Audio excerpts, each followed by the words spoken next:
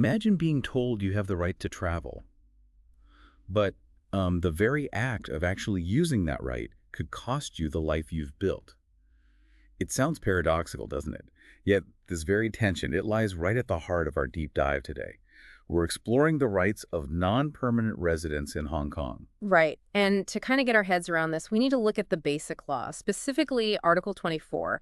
That's what sets out who is a permanent resident and who falls into the non-permanent category. And this isn't a small group we're talking about. No, not at all. We're looking at roughly maybe 1 million people who are non-permanent residents. A lot of them come from mainland China on one-way permits, often, to join family.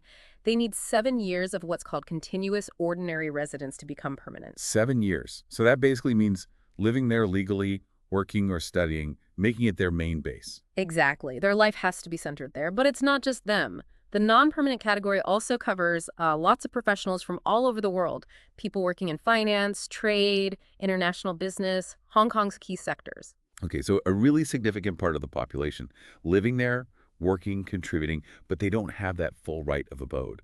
So the question we're tackling, it feels pretty fundamental for them. If a non-permanent resident travels outside Hong Kong, and crucially, their permission to stay hasn't expired, can immigration legally stop them coming back? Because that brings Basic Law Article 31 into the picture, which guarantees freedom of travel and entry. It feels like those two articles could, well, clash sometimes. Precisely. And the complexities here are really highlighted by a specific case, FACV 17 of 2001. This went all the way to the quarterfinal appeal in the Hong Kong SAR. And the key players, you've got Zhang San, that's the name we'll use, a Nepalese citizen, former Gurkha soldier based in Hong Kong. But he had non-permanent status. Yes. And on the other side, the director of immigration. Zhang San's story leading up to this is quite something. Served in the Gurkha regiment, retired early 94. Then he tried, I think a couple of times, to switch from visitor status to resident, but that didn't fly initially. No, those attempts failed. But then in 1995, things changed. He got permission to stay as a dependent. His wife was a permanent Hong Kong resident. Oh, okay. That makes sense. His first stay was for a year, but it kept getting extended. The last one was given in July 96, and it was good until January 9th, 1999.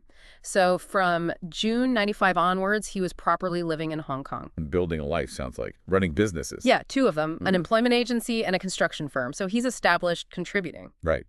Which makes what happened next even more, well, stark. Absolutely. What seems like just a routine trip becomes this huge legal fight. October 28th, 1997, Zhang San goes to Nepal. He comes back just a week later, November 4th. Okay, seems normal enough. But the very next day, November 5th, immigration denies him entry. And it wasn't just, you can't come in, he was detained.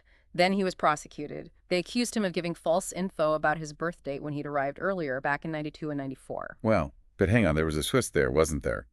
With the prosecution. Yes, a really interesting one. He was actually acquitted. The trial judge believed his story that the wrong birth date on his passport was a mistake by the Nepalese authorities, something he'd apparently even tried to get corrected before. So the court clears him on that specific charge. Oh. But the immigration trouble didn't just disappear. Not at all. The acquittal didn't stop the immigration process.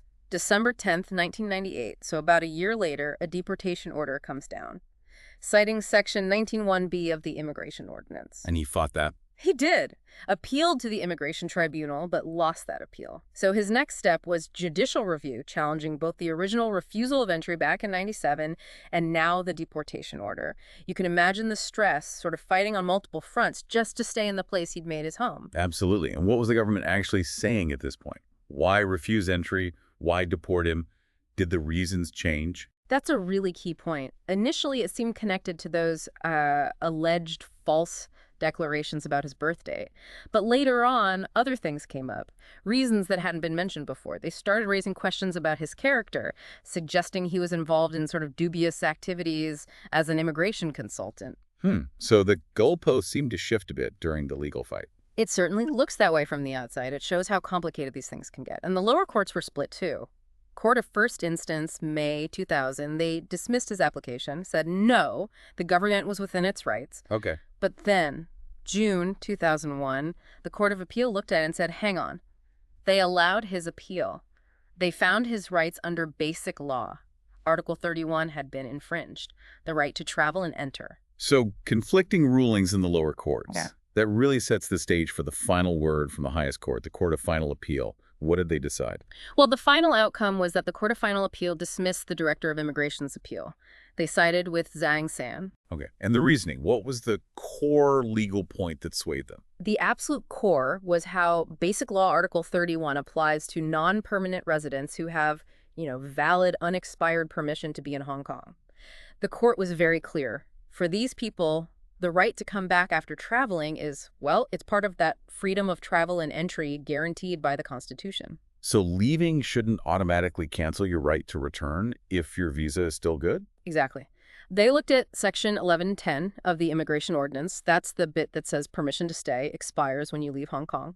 And the court said, look, applying that rule to this specific group, non-permanent residents with valid permission, directly contradicts Article 31. It would mean exercising your right to leave punishes you by taking away your right to come back under the permission you already have. It just didn't square. So it's not that Section 1110 itself is unconstitutional across the board. No, that's a really important distinction. The court was quite careful there. They said the application of Section 1110 to this group in this context was the problem. It was inconsistent with Article 31 for them. But the court acknowledged that section could still apply perfectly fine to others, maybe like tourists or visitors whose permission hasn't run out yet. Right. It's a specific protection for non-permanent residents whose permission is current. Precisely. It was a nuanced ruling trying to balance different aspects of the law. So practically speaking, what does this mean for a non-permanent resident today holding a valid visa? Well, the big thing is clarity. They're still subject to checks when they come back, questioning under Section 4 of the ordinance. That's standard. But they don't need to get new permission to enter under Section 7. Their existing valid permission is considered still active. It offers a bit more security, knowing a trip abroad won't automatically jeopardize their status upon return, provided the permission itself is still valid. There's not like a complete shield, right? There are limits to this protection. Yeah. Definitely limits. It's very specific to people like Zhang San, non-permanent resident. Valid permission hasn't expired. If your permission has expired while you're away, or maybe before you leave, that's a whole different scenario. And crucially, the ordinance still gives the authorities power. They can still potentially shorten someone's stay, they can still deport people, they can remove people, even if they have valid permission based on other grounds. This ruling was about one specific conflict. Does leaving automatically kill a valid permission? The court said no, not for this group. It really makes you think, though. It shines a light on that tricky relationship between a government's power to control borders and the rights of people who've been allowed to live there, work there, build lives there, even if not permanently. Yeah, it highlights the vulnerability, perhaps, of people who have temporary or conditional residency, not just in Hong Kong, but anywhere. What does it really mean, to have freedom of travel?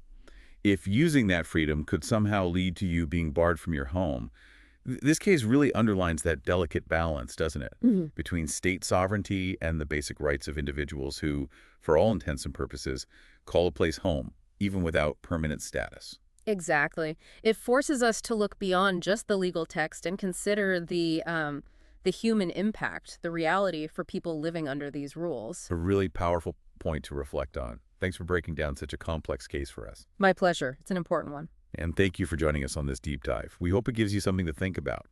What does it mean to build a life somewhere when your right to be there, while real, isn't absolute? It's a question with resonance far beyond this specific legal fight, wouldn't you say?